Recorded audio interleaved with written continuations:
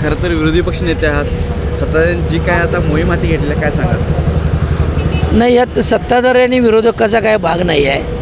माझं शहर माझी जबाबदारी म्हणा, किंवा शहर स्वच्छ राहिलं पाहिजे, कचरा कमीत कमी झाला पाहिजे किंवा झिरो कचरा झाला पाहिजे, यासाठी कायमच आम्ही निवडून आलेले सदस्य असो, कोणत्याही पक्षाचे असो, हे सगळ्यांचं लक्ष त्याच कामावर असतं.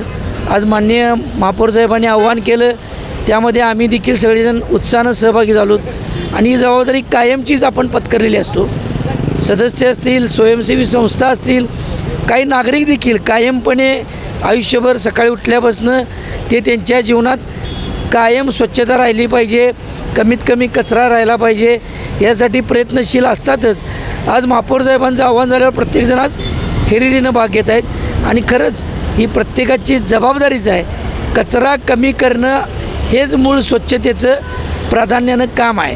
कचरा रिजनरेट होऊ नये किंवा कमीत कमी कचरा झाला पाहिजे.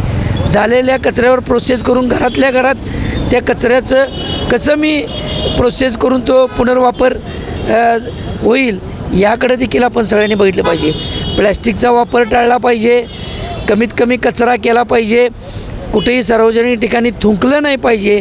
या गोष्टी जरी पाळल्या तरी 50%च्या वर हे शहर स्वच्छ राहणारच, हा माझा आत्मविश्वास आहे आणि आम्ही याच्यावर काम करत आलेलो आहोत.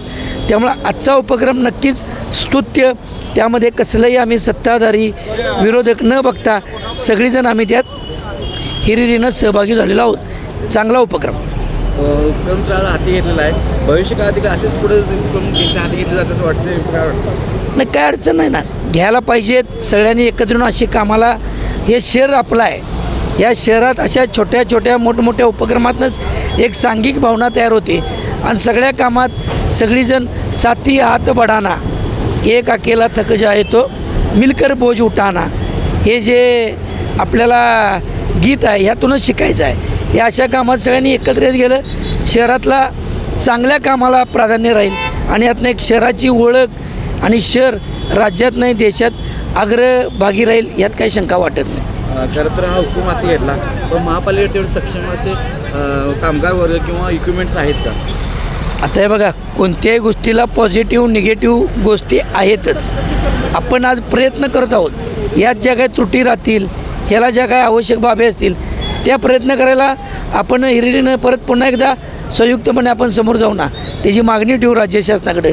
राज्य शासनाकडून त्या गोष्टी पूर्ण करून घेऊ. ते आम्ही मांडलेच, आकृती बंद असेल, सेवा नियमावली असेल, त्यातून आपल्याला कर्मचारी जादा मिळू शकतात. तुमचा मुद्दा बरोबर आहे, सक्षम यासाठी करायसाठी कर्मचारी मनुष्यबळ आवश्यकच आहे, यंत्रसामुग्री, यासाठी ह्याचा देखील पाठपुरावा आपण निश्चित करू.